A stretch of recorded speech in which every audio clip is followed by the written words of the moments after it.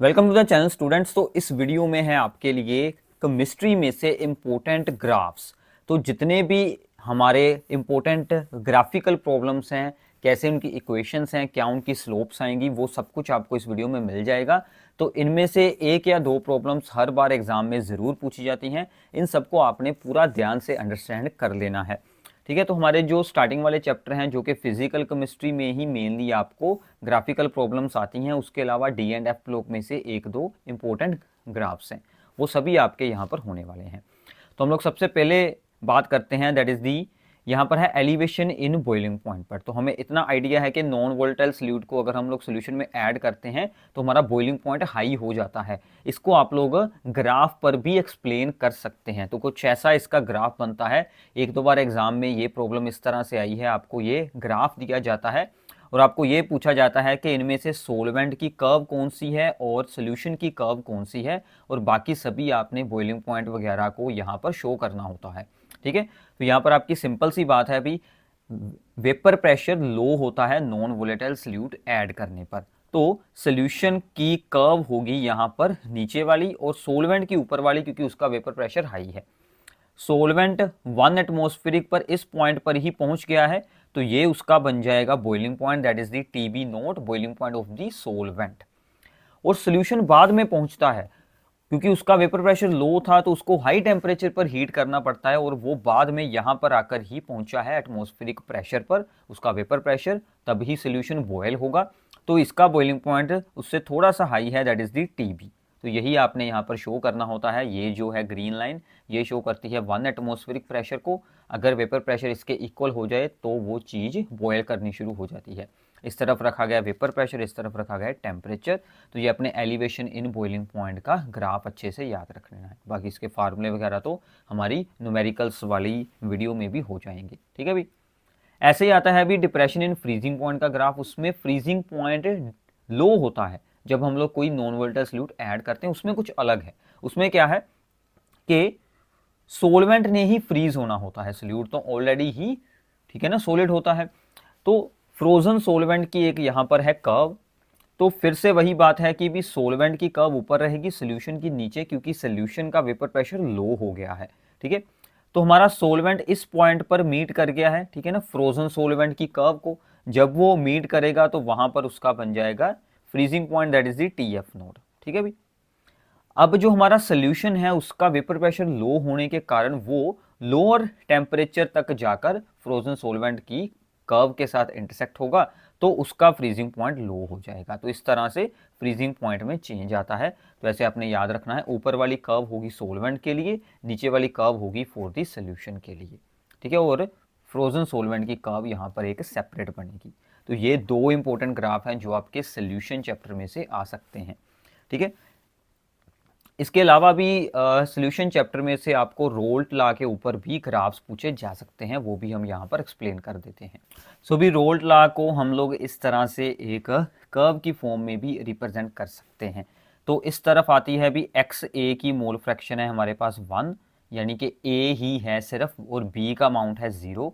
मतलब जब हमारे पास प्योर ए होता है तो हमारा प्रेशर भी सिर्फ पी ए नोड रहता है। ठीक है, और जैसे जैसे हम इसमें ए की मोल फ्रैक्शन को करते हैं डिक्रीज, और बी की मोल फ्रैक्शन यहाँ पर अनक्रीज होनी शुरू हो जाती है, जैसे हम इस तरफ को मूव करेंगे वैसे वैसे हमारा ए का जो है वो प्रेशर डिक्रीज होता जाएगा और बी का प्रेशर अनक्रीज हो। तो बी का प्रेशर अनक्रीज होगा क्योंकि बी का अमाउंट अनक्रीज हो रहा है और ए का अमाउंट हो रहा है डिक्रीज। यहाँ पर दोनों मीट करेंगे, मतलब यहाँ पर इन दोनों के प्रेशर इक्वल होंगे।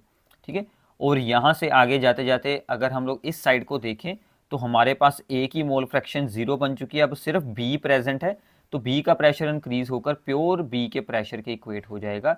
यानी कि जब बी ही है तो हमारे पास टोटल प्रेशर भी पी बी नोड बन जाएगा। ठीक है, तो अगर हम लोग यहाँ से टोटल प्रेशर निकालेंगे सोल्यूशन का, then P is equals to P A plus P B. तो पी बी की वैल्यू होती है P B nought X B और पी ए की वैल्यू होती है पी ए नोट एक्स ए।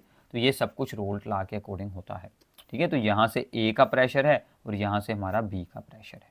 ठीक है, अब इसी में क्या है कि अगर आपको यहाँ पर नॉन आइडियल सोल्यूशन दिया जाए, मान लीजिए नॉन आइडियल सोल्यूशन है जो कि यहाँ पर पॉजिटिव डेविएशन शो करता है, तो फिर हमारी ये सभी कर्व्स चेंज हो जाएंगी। तो क्या होगा, पॉजिटिव डेविएशन है तो ए का यहाँ से प्रेशर इंक्रीज हो जाएगा, यानी कि एक्सपेक्टेड वैल्यू से हाई शो होगा, तो कुछ ऐसी कर्व बनेगी। बी का भी इंक्रीज हो जाएगा तो बी की कर्व भी कुछ ऐसे बनेगी, मतलब ऊपर को बन जाएगी। तो दोनों का जोड़कर जो टोटल प्रेशर है वो भी कर्व हमारी कुछ ऐसे बनेगी फॉर दी पॉजिटिव डेविएशन। ठीक है, और आप इसके ऑपोजिट खुद कर सकते हैं। नेगेटिव डेविएशन में सभी कर्व्स आपने नीचे को बना देनी है, ऑपोजिट साइड में बना देनी है। तो ऐसे आप इनको ग्राफ्स के ऊपर रिप्रेजेंट कर सकते हैं। कई बार ये ग्राफ दिए होते हैं, आपसे कुछ भी इनके ऊपर बेस्ड, ठीक है ना, पूछा जा सकता है। क्लियर है? तो आगे चलते हैं। इसके बाद आता है कि भी जो इलेक्ट्रोकेमिस्ट्री है उसमें से आपको मोलर कंडक्टिविटी का ही इंपॉर्टेंट आते हैं भी ग्राफ। उसमें आपने क्या याद रखना है कि अगर स्ट्रॉन्ग इलेक्ट्रोलाइट हुआ तो मोलर कंडक्टिविटी कंसंट्रेशन को डिक्रीज करने के साथ साथ इंक्रीज होगी, but there is a slow increases slowly, मतलब इंक्रीज होगी बट कुछ खास नहीं चेंज आएगा। स्ट्रॉन्ग इलेक्ट्रोलाइट के लिए molar conductivity with dilution slowly increase होगी। तो ऐसे कुछ इसकी कर्व यहाँ पर आ जाएगी। ठीक है, इसको आप लोग यहाँ से एक्स्ट्रापोलेट करेंगे तो यहाँ पर जाकर इंटरसेक्ट होगा, तो ये बन जाएगी आपकी molar conductivity at infinite dilution. Clear है? अगर हम लोग वीक इलेक्ट्रोलाइट की बात करें तो ये इक्वेशन है भी जो इसको रिप्रेजेंट करती है, ये भी बहुत इंपॉर्टेंट है। तो यहाँ पर ये देखिए, ये हो गया एक्स एक्सिस पर, ये हो गया हमारा वाई एक्सिस पर, ये हो गया इंटरसेप्ट। तो हमारी यहाँ से स्लोप क्या बन जाएगी, slope of this curve is the minus A. ठीक है, तो इस कर्व की स्लोप आपकी बन जाएगी माइनस ए। वीक के लिए क्या होता है भी, मोलर कंडक्टिविटी में रैपिड इंक्रीज आता है विद डिल्यूशन, तो उसकी कर्व कुछ इस तरह से बन जाएगी। ठीक है, तो यहाँ से कुछ ऐसी हमारी कर्व बन जाएगी। तो इसमें आएगा रैपिड इंक्रीज। अगर हम इसको एक्स्ट्रापोलेट भी यहाँ से कर दें तो ये मीट नहीं होगा, इंटरसेक्ट बिल्कुल नहीं होगा। तो हमें जो molar conductivity at infinite dilution की वैल्यू है वो ग्राफ से सोल्व कर पाना वीक इलेक्ट्रोलाइट के लिए मुश्किल है। इसके लिए तो फिर उसके लिए हम लोग कोहल-रोश लॉ को यूज़ करते हैं। वो आपका इलेक्ट्रोकेमिस्ट्री वाली वीडियो में मैंने सब कुछ एक्सप्लेन किया हुआ है। ठीक है भाई, इतना आइडिया हो गया। चलो, ये हो गए स्ट्रॉन्ग और वीक इलेक्ट्रोलाइट के लिए graph for the molar conductivity with dilution. तो इसमें ये प्रॉब्लम आती है कि आपके पास ए और बी दो यहाँ पर सॉल्यूशंस हैं, दो यहाँ पर इलेक्ट्रोलाइट्स हैं। ए की मोलर कंडक्टिविटी में स्लो इंक्रीज आ रहा है, बी में रैपिड इंक्रीज आ रहा है। स्ट्रॉन्ग कौन है, वीक कौन है? रैपिड वाला वीक है, स्लोली इंक्रीज वाला स्ट्रॉन्ग इलेक्ट्रोलाइट है। ठीक है, तो आगे चलते हैं। ये भी इसी ग्राफ के ऊपर ही है जो स्ट्रॉन्ग इलेक्ट्रोलाइट के लिए था, मोलर कंडक्टिविटी और कंसंट्रेशन का ग्राफ। तो हम इसमें स्लोप को सोल्व कर सकते हैं। अगर मैं यहाँ से एक पॉइंट यूज़ कर लूँ, इसको अगर मैं यहाँ पर मीट करूँ तो यहाँ से मोलर कंडक्टिविटी की वैल्यू, नीचे मीट करेंगे तो यहाँ से आ जाएगी कंसंट्रेशन की वैल्यू। ठीक है, तो change in the molar conductivity that is the this side divided by the change in the concentration, वो हो जाएगी दिस साइड।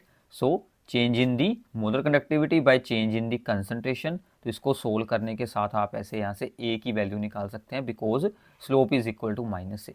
ठीक है, तो ऐसे अगर आपको ग्राफ दिया जाए तो वहाँ से हम इन वैल्यूज़ को सोल्व कर लेंगे। आल्सो इस पॉइंट पर इंटरसेक्ट हो रहा है तो ये वैल्यू हो जाएगी आपकी लिमिटिंग मोलर कंडक्टिविटी की 150। ठीक है, तो यूनिट यही सेम लग जाएंगी जो आपको ग्राफ में दी गई हैं। तो ऐसे आपको ग्राफ दिया होगा, वहाँ से आप लोग इनको सोल्व कर पाएंगे। क्लियर है अभी?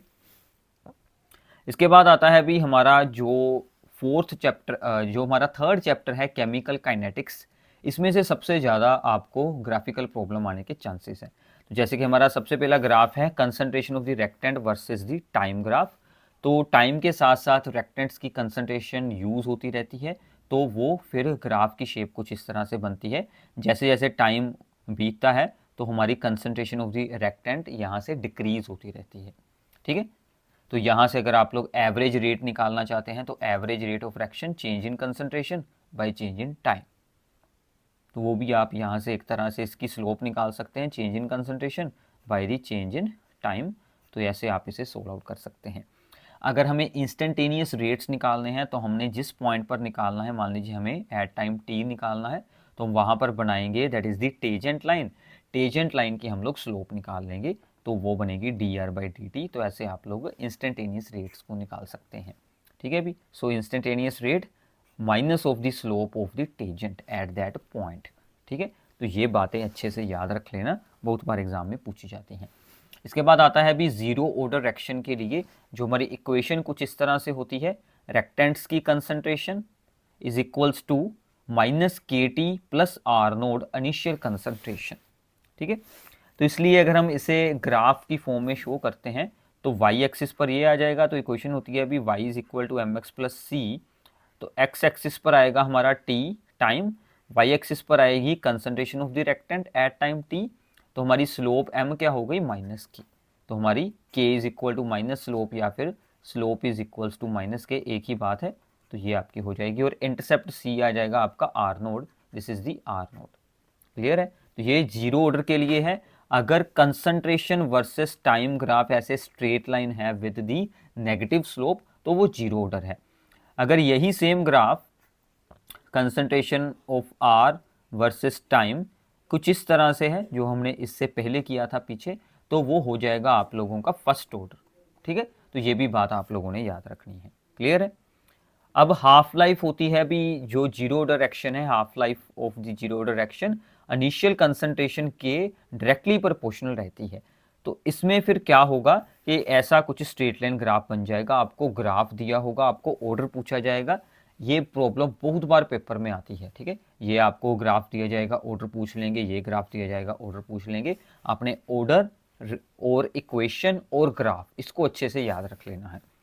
ऐसे ही अब अगर हम लोग फर्स्ट ऑर्डर की बात करें तो वहां पर इक्वेशन ये बनती है अभी, natural log of R is equal to minus K T plus natural log of R nought, मतलब वही सेम ग्राफ है, शेप बिल्कुल सेम है, बस वहां पर आर था, यहां पर natural log of R, L N R मतलब नेचुरल लॉग यानी कि लॉग बेस ई, तो log base E of R है, और यहाँ पर है टाइम, और यहाँ पर इंटरसेप्ट भी आ गया फिर हमारा एल एन आर नोड, तो यहाँ पर स्लोप भी हमारी माइनस के है, बाकी सब कुछ सेम है, आर की जगह पर है नेचुरल लॉग ऑफ आर, वो बनेगा फर्स्ट ऑर्डर के लिए।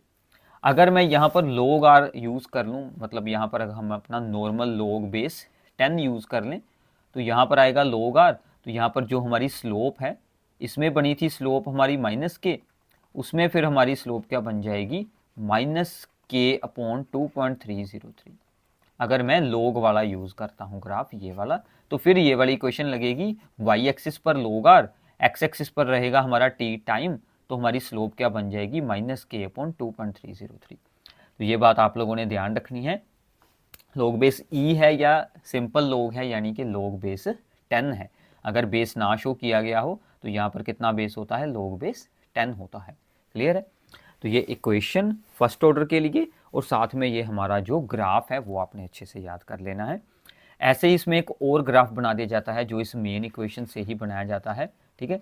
टी को इस तरफ यूज़ कर लें, यहाँ पर के की जगह पर टी आ जाएगा, यहाँ पर के लिख लें, यहाँ पर टी लिख लें। सो नाउ टी जो है वो log R nought by R के डायरेक्टली प्रोपोर्शनल है, तो एक तरफ है log R nought by R, दूसरी तरफ है टी टाइम, तो स्लोप आ जाएगी के बाई 2.303। ये के बाई 2.303 भी दूसरी तरफ यूज़ कर लें तो वहाँ से आपको ये इक्वेशन मिल जाएगी।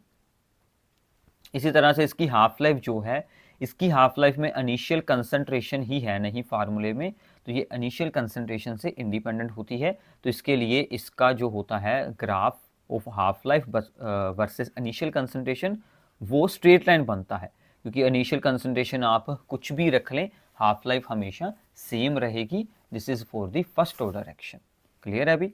तो ये बहुत ही इंपॉर्टेंट ग्राफ्स हैं। इसके बाद आता है भी हमारा graph on the Arrhenius equation.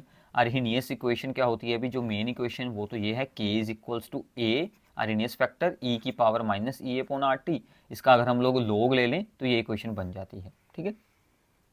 अब इसमें देखो this is upon the Y axis log K, और यहाँ से ये जो 1/t है this is on the X axis, तो हमारी स्लोप ये बची है माइनस ई अपॉन 2.303 यार। तो यहाँ पर भी सेम है, अगर log की जगह पर आ जाए ln के, ठीक है, नेचुरल लॉग, तो यहाँ से 2.303 हट जाएगा और हमारी स्लोप बच जाएगी माइनस ई अपॉन आर, ठीक है। तो अगर नेचुरल लॉग है तो फिर 2.303 आपने हटा देना है, सिंपल ही आपने स्लोप को यूज़ कर लेना है। सभी ग्राफ्स में ऐसा ही हुआ है, क्लियर है अभी। इसके बाद कुछ डी एंड एफ ब्लॉक में से ग्राफ हैं, इनको थोड़ा सा रीड करना सीख लें, आपको बनाने को तो बिल्कुल नहीं आने वाले कि ये किस तरह से क्या क्या वैल्यूज़ हमें यहाँ पर दी होती है, इसके ऊपर आपको कुछ ना कुछ रीजनिंग प्रॉब्लम आ जाती है। जैसे यहाँ पर है मेल्टिंग पॉइंट की कर्व है विद एटॉमिक नंबर, सबसे पहली सीरीज, ठीक है, जो हमारी 3D सीरीज होती है, उसमें उसने बताया है कि टाइटेनियम से क्रोमियम तक अनक्रीज होता है मेल्टिंग पॉइंट, फिर Mn के लिए मेल्टिंग पॉइंट हो जाता है डिक्रीज, फिर अनक्रीज होता है, फिर कुछ इस तरह से हमारी कर्व यहाँ पर चेंज करती है। यहाँ पर इंपॉर्टेंट क्या है, Cr का मेल्टिंग पॉइंट मैक्सिमम है और Mn का यहाँ पर लो हो गया है, ठीक है। ऐसे ही जो अगली सीरीज है उसमें Cr के ऊपर वाला एलिमेंट MO मोलिब्डेनियम इसके लिए हाई है, Tc के लिए लो है। ऐसे ही इसके ऊपर की सीरीज में W यानी कि टंगस्टन इसके लिए हाई है मेल्टिंग पॉइंट। अब अगर हम लोग बात करें तो जो Mn है इसका लो होने का रीज़न क्या है मेल्टिंग पॉइंट, ये आपको इसमें से पूछा जा सकता है। इसमें हाफ फिल्ड जो होती है D5 कन्फिग्रेशन, तो हाफ फिल्ड कन्फिग्रेशन होने के कारण इलेक्ट्रॉन्स जो हैं वो न्यूक्लियस की तरफ स्ट्रोंगली अट्रैक्टेड होते हैं, बाउंड होते हैं और वो बाहर इंट्रैक्शन वीक करते हैं, जिसके कारण के मेल्टिंग पॉइंट वीक लो हो जाता है, ठीक है भी। तो ऐसे कुछ रीजनिंग प्रॉब्लम आपको इसमें से पूछ लेते हैं। Cr का मैक्सिमम इसलिए है क्योंकि उसके पास सबसे ज़्यादा जो अनपेड इलेक्ट्रॉन्स हैं, जितने ज़्यादा अनपेड इलेक्ट्रॉन्स होंगे उतनी वो स्ट्रॉन्ग मटैलिक बॉन्डिंग बनाएगा और उतना ही उसका मेल्टिंग पॉइंट हाई हो जाएगा। क्लियर है। ऐसे ही ऊपर वाली सीरीज के लिए भी आप लोग एक्सप्लेन कर सकते हैं, बट हमें हमेशा, ठीक है ना, फर्स्ट सीरीज में से ही पूछा जाता है। ऐसे ये है हमारा एटॉमिक रेडियस का ग्राफ, ठीक है, इस तरफ है रेडियस और इस तरफ सभी एलिमेंट शो किए गए हैं। अगर हम लोग हमारी सबसे पहली सीरीज देखें, पहले अलोंग द पीरियड हम लोग मूव किए तो हमारा एटॉमिक रेडियस होता था डिक्रीज यहाँ तक, वो सिंपल है, सभी पीरियड्स में ऐसा ही होता है, अलोंग द पीरियड जाएंगे तो एटॉमिक रेडियस डिक्रीज होता है, क्योंकि सेम शेल में इलेक्ट्रॉन एंटर होते हैं, न्यूक्लियर चार्ज इंक्रीज होता है, तो इफेक्टिव न्यूक्लियर चार्ज इंक्रीज होने के कारण एटॉमिक रेडियस डिक्रीज होता जाता है। बट आखिर में जाकर एक्सेप्शन हुई है कि आखिर में जाकर रेडियस इंक्रीज हो गया है, क्योंकि number of D electrons increase हो गए हैं। अब डी जो ऑर्बिटल्स हैं उसमें सभी में दो दो इलेक्ट्रॉन आने शुरू हो गए, तो उनमें आपस में ही रिपल्शन होनी शुरू हो जाती है, इसलिए लास्ट में आकर एटॉमिक रेडियस इंक्रीज करता है। तो ऐसी कुछ प्रॉब्लम आपको इसमें से पूछ सकते हैं। और दूसरी जो इंपॉर्टेंट बात इसमें से पूछी जाती है कि जो सेकेंड एंड थर्ड सीरीज है उनके एटॉमिक रेडियस ऑलमोस्ट सिमिलर है। देखो दोनों में कुछ गैप नहीं है, दोनों कर्व्स एक दूसरे के साथ साथ हैं, सो एटॉमिक रेडियस ऑलमोस्ट इनके सिमिलर हैं। इसका रीज़न होता है भी लेंथेनॉइड कंट्रैक्शन, ठीक है। जब हम लोग सेकंड से थर्ड सीरीज की तरफ जाते हैं तो उनके बीच क्या आ जाते हैं, लेंथेनॉइड्स आ जाते हैं। लेंथेनॉइड्स का एटॉमिक साइज एक स्टेडी डिक्रीज शो करता है, ठीक है ना, कंटिन्यूसली वो डिक्रीज ही करता है, और वो डिक्रीज होकर जो है वो फिर थर्ड सीरीज का साइज भी सेकंड के यहाँ पर इक्विवेलेंट आ जाता है। ये आप लोगों ने रीज़न यहाँ पर एक्सप्लेन करना है, ठीक है। तो लेंथेनॉइड कॉन्ट्रैक्शन का रीज़न अगर आपसे पूछे तो वो होता है पुअर शील्डिंग इफेक्ट के कारण। क्लियर है। इसके बाद ये है हमें यहाँ पर कर्व दी हुई, यहाँ पर स्टैंडर्ड इलेक्ट्रोड पोटेंशियल वैल्यूज़ हैं ई नोड वैल्यूज़। ई नोड वैल्यू है यहाँ पर M2 पॉजिटिव टू M की, ठीक है। तो इसमें अगर आप लोग यहाँ पर चेक करेंगे तो हाई वैल्यू यानी कि पॉजिटिव वैल्यू इसी की है, ये 0 से आगे है, ये है कॉपर, यानी कि दिस इज दी, ये किसको शो कर रहा है, E nought value of the Cu2 positive and C, वो हमें भी याद है कितनी होती है अभी 0.34 वोल्ट होती है, वो पॉजिटिव है, बाकी सभी वैल्यूज़ नेगेटिव है। यहाँ से वो इंक्रीज हो रहा है यानी कि पॉजिटिव की तरफ जा रही है वैल्यू, फिर से वो लो हो गया, फिर से इंक्रीज हो गया, फिर से इंक्रीज हो रहा है। तो ऐसे आप इसको रीड करना सीख सकते हैं। ई नोड वैल्यूज़ पर भी काफ़ी सारी रीजनिंग प्रॉब्लम्स हैं, वो आपको यहाँ पे पूछी जा सकती हैं, ठीक है भी। फिर आता है अभी ये हमारा लेंथेनॉइड कॉन्ट्रैक्शन का ही ग्राफ है कि जो यहाँ पर 3 पॉजिटिव वाले जितने भी आयंस हैं लेंथेनॉइड्स के, वो सभी एक steady decrease in ionic radius को शो करते हैं, ठीक है भी। इसको बोलते हैं लेंथेनॉइड कॉन्ट्रैक्शन। कॉन्ट्रैक्शन मतलब डिक्रीज होना, कॉन्ट्रैक्ट होना, साइज में स्मॉल होना, ठीक है भी। तो ये कुछ हमारे ग्राफ्स हैं जो आप लोगों ने अच्छे से यहाँ से रीड आउट करने हैं, तो आपका एग्ज़ाम में जो भी ग्राफ्स पर आने वाली प्रॉब्लम होगी वो आपको ईजिली अंडरस्टैंड हो जाएगी।